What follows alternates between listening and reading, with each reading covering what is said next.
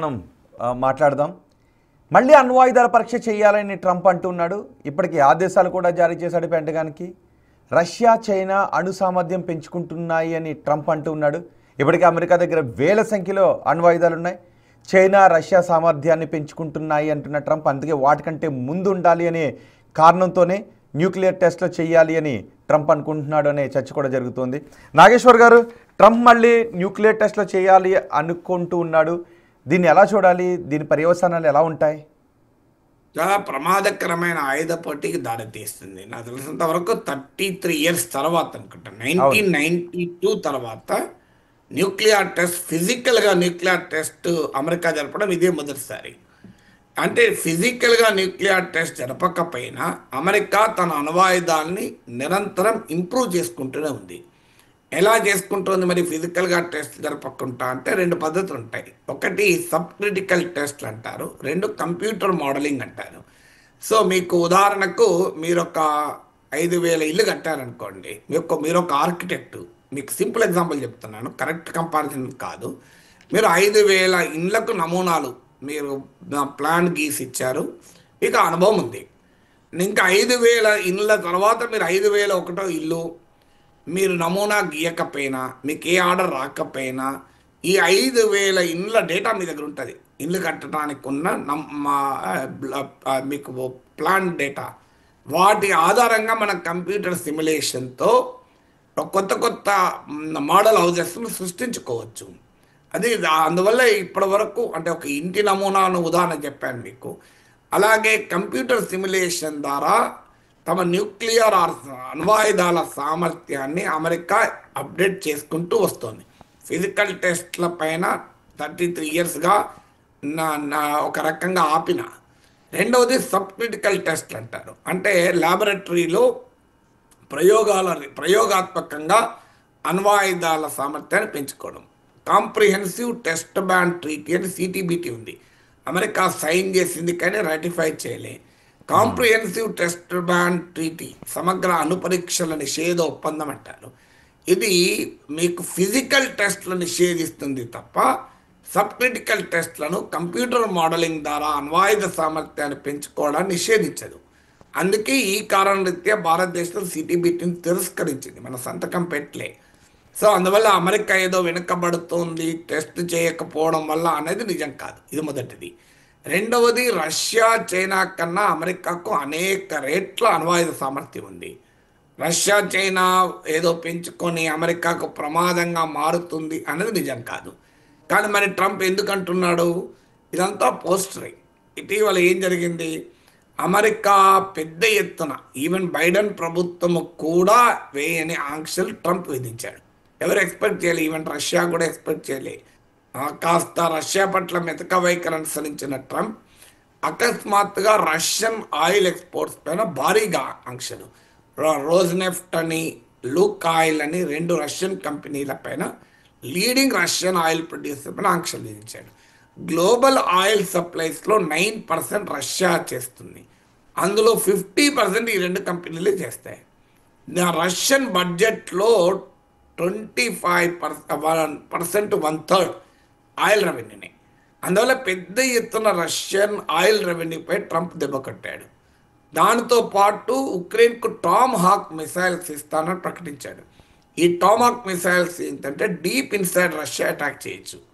అందువల్ల ఈ 2 పరిణామాల తర్వాత రష్యన్ ప్రెసిడెంట్ బుర్వెస్నిక్ అని ఒక న్యూక్లియర్ పవర్డ్ మిసైల్ ప్రయోగించాడు, క్రూయిజ్ మిసైల్. అది 14,000 కిలోమీటర్ ప్రయాణం చేసింది. టెస్ట్ ఫ్లైట్లో 15 గంటల పాటు ప్రయాణం చేసింది. ఇది న్యూక్లియర్ ఫ్యూయల్తో నడిచేటువంటి మిసైల్, క్రూయిజ్ మిసైల్ కనుక ఇది భూమి చుట్టూ తిరుగుతూ నిరంతరంగా తిరుగుతూ ల్యాండ్ కాకుండా అనేక రేడార్లకు కూడా అందకుండా డిఫెన్స్ షీల్డ్ అంటారు.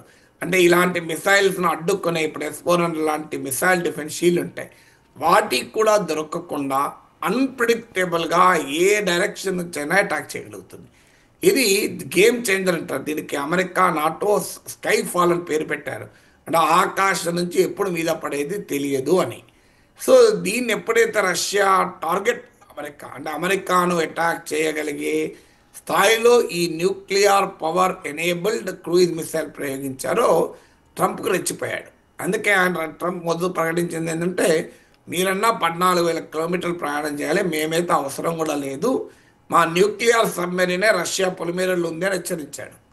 అయినా కూడా ఇప్పుడు మళ్ళీ టెస్ట్లకు ఆర్డర్ చేయడం ద్వారా ఒక రకంగా రష్యాను బెదిరించడం, ప్రపంచాన్ని బెదిరించడం. ఇప్పుడు ఇంతవరకు మానవ జాతి చరిత్రలో అణ్వాయుధాల్ని ఒక్కసారి వాడారు, హిరోషిమా నాగసాకిల పైన సెకండ్ వరల్డ్ వార్లో. అది కూడా సెకండ్ వరల్డ్ వార్ ముగించడానికి కాదు, సెకండ్ వరల్డ్ వార్ ముగియబోతున్న సమయంలో, జపాన్కి సరెండర్ అవుతున్న సమయంలో ప్రయోగించారు. ఎందుకు ప్రయోగించారు? ప్రపంచ యుద్ధం ఆపడానికి కాదు, జపాన్ లొంగ తీసుకోవడానికి కాదు, రెండవ ప్రపంచ యుద్ధానంతర ప్రపంచంలో తమ తిరుగులేని మిలిటరీ ఆధిపత్యాన్ని చాటి చెప్పడానికి, పోస్ట్ సెకండ్ వరల్డ్ వార్ వరల్డ్లో అమెరికన్ డామినేషన్ చూపడానికి చేశారు. ఇప్పుడు కూడా అంతే, రష్యాను బెదిరించడానికి, ప్రపంచాన్ని బెదిరించడానికి, చైనాతో సహా. అందుకే మీకు జింపింగ్తో సమావేశమయ్యే సమయంలో ప్రకటించాడు. అందువల్ల ఇట్ ఈస్ మోర్ పోస్టరీ, చూడు నేను ప్రపంచానికి నేనే బాస్ను అని అమెరికా చెప్పదలుచుకుంది కనుక దాంట్లో భాగంగా ఈ టెస్ట్లకు ఇచ్చారు. దీని ప్రమాదం ఏముంటుంది అంటే, ఖచ్చితంగా అమెరికా బెదిరిస్తే చైనా రష్యాలు ఊరుకుంటాయా? వాళ్ళు తమ అణుపరీక్షలు మరింతగా పెంచుతారు. మీకు ఎందుకంటే రష్యా ఒక ప్రతిపాదన కూడా చేసింది, ఈ బురువెస్నిక్ న్యూక్లియర్ క్రూయిజ్ మిసైల్ ప్రయోగిస్తూ కూడా న్యూ స్టార్ట్ ట్రీటీ ఎక్స్టెండ్ కైనా టాక్స్కి రెడీ అని చెప్పింది. అంటే అమెరికా సోవియట్ యూనియన్ల మధ్య కుదిరిన అనేక అణు ఒప్పందాలన్నీ అయిపోయాయి, టర్మ్ అయిపోయాయి. ఈ స్టార్ట్ ఒకటి ఉంది, స్ట్రాటజిక్ ఆర్మ్స్ రిడక్షన్ టాక్స్ అంటారు, అంటే వ్యూహాత్మక ఆయుధాలను నియంత్రించుకునే ఒప్పందం. అన్ఫార్చునేట్లీ ఆ ఆఫర్ ట్రంప్ తీసుకోవాల్సిందే, తీసుకొని రష్యా ఆయుధాలని కూడా తగ్గించడానికి, అమెరికా ఆయుధాలు తగ్గించడానికి ప్రయత్నం చేయాల్సిందే. కానీ ఆర్మ్స్ రేస్కు, ఆయుధ పోటీకి దారి తీసేటువంటి నిర్ణయాన్ని ట్రంప్ తీసుకున్నాడు. దీనికి ఖచ్చితంగా అమెరికా, రష్యా, చైనాలు కూడా రియాక్ట్ అవుతాయి. అందువల్ల పెద్ద ఎత్తున న్యూక్లియర్ ఆర్మ్స్ రేస్ పెరుగుతుంది. రెండవది, నాన్ ప్రాలిఫరేషన్కు బేసిసే పోతుంది. నాన్ ప్రాలిఫరేషన్ అంటే అణ్వస్త్ర వ్యాప్తిని నిరోధించడం.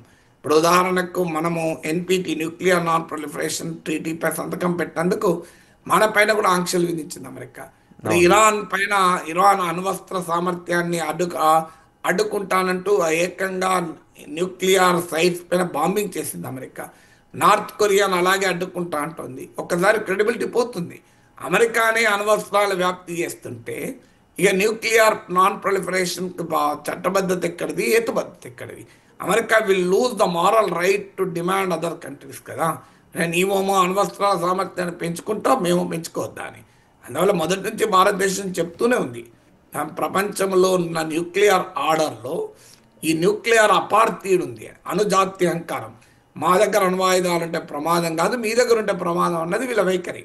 అది America, Russia, China, UK, France, ఈ 5 దేశాల వైఖరి అది. అందుకే మనం ఎన్పిటిపై సంతకం చేయలే, సిటీబీటీపై సంతకం చేయలే, fissile material cut off treaty ఎఫ్ఎంసిటీపై సంతకం చేయలే.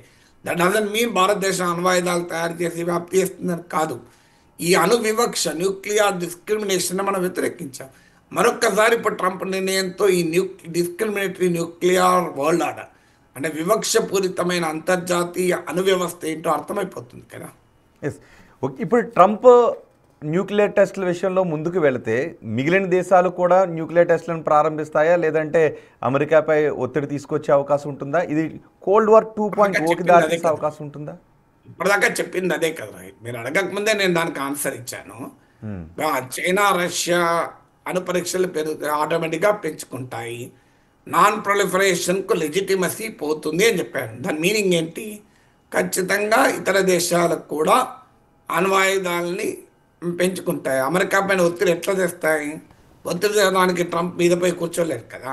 ఒత్తిడి అంటే ఏంటి? వారు కూడా మేము కూడా అణ్వస్త్రాలు తయారు చేస్తామంటేనే ఒత్తిడి కదా. ఇప్పుడు మీకు ఉదాహరణకు ఇరాక్ సద్దాం హుస్సేన్ అమెరికా లేపేసింది. సద్దాం హుస్సేన్ దగ్గర అణ్వాయుధాలు ఉంటే అమెరికా లేపగలిగేదా? అణ్వాయుధాలు ఉన్నాయని పేరు చెప్పి సద్దాం హుస్సేన్ అటాక్ చేసింది. ఇప్పుడు ఇరాన్ పైన దాడి చేసింది, ఉత్తర కొరియా మీద ఎందుకో దాడి చేయడం లేదు. ఇప్పుడు ఉత్తర కొరియా చూశాక అందరికీ ఏమర్థమవుతుంది? ఇరాన్ అనుభవం చూశాక ఉక్రెయిన్ 1990s మిడ్ 90s వాస్తవంగా ఉక్రెయిన్ దగ్గర అణ్వాయుధాలు ఉండే, సోవియట్ యూనియన్ కాలపు అణ్వస్త్రాలు రష్యా, ఉక్రెయిన్లో ఉండేవి. కానీ మిడ్ 90s రష్యాతోనూ అమెరికాతోనూ యూరోప్తోనూ ఉక్రెయిన్ ఒప్పందం కుదుర్చుకొని తమ రక్షణ గ్యారంటీ ఇస్తే తాము అణ్వాయుధాలు వదులుకున్నాను. ఇప్పుడు అందుకే ప్రెసిడెంట్ జెలెన్స్కీ అంటున్నాడు, మేము అణ్వాయుధాలు ఉండుంటే మమ్మల్ని కూడా ముట్టుకునేవాడా, అందువల్ల అణ్వాయుధాల తయారీ వైపు కూడా పెడుతున్నాడు. ఇప్పుడు ఇజ్రాయెల్కి అమెరికా 1960sలోనే అణ్వాయుధాల తయారీకి సహకరించింది. 1967 వరకే ఇజ్రాయెల్కి అణుబాంబు సామర్థ్యం వచ్చిందంటారు. అందుకే మీరు గమనించండి, ఇజ్రాయెల్కు ఇప్పుడు ఇజ్రాయెల్ తాము మాత్రమే అణ్వాయుధ సామర్థ్యం ఉండాలి, అరబ్ దేశాలు ఎవరికీ ఉండకూడదు. ఆ రకంగా తమ మిత్ర దేశమైన ఇజ్రాయెల్ ద్వారా అరబ్ దేశాలపైన ఆధిపత్యం చెలాయించాలన్నది అమెరికా లక్ష్యం. అందుకే ఇటీవల ఇజ్రాయెల్ ఖతార్పై దాడి చేశాక ఏకంగా సౌదీ అరేబియా పాకిస్తాన్ మీద ఒప్పందం కుదిరింది. ఎందుకంటే ప్రపంచంలోని ఇస్లామిక్ కంట్రీస్లో ఒక్క పాకిస్తాన్ దగ్గర అణ్వాయుధాలు ఉన్నాయి. సో అందువల్ల ఇది అణ్వస్త్ర పోటీ ఖచ్చితంగా దారితీస్తుంది. Thank you very much Nageshwar garu. View పాయింట్లో బిగ్ టీవీకి అందుబాటులోకి వచ్చి దేశంతో పాటు ప్రపంచవ్యాప్తంగా చోటు చేసుకున్న ముఖ్యమైన ఘటనలపై, బయటికి కనిపించిన విషయాలపై లోతైన విశ్లేషణ అందించినందుకు థ్యాంక్ యూ వెరీ మచ్. ఇవి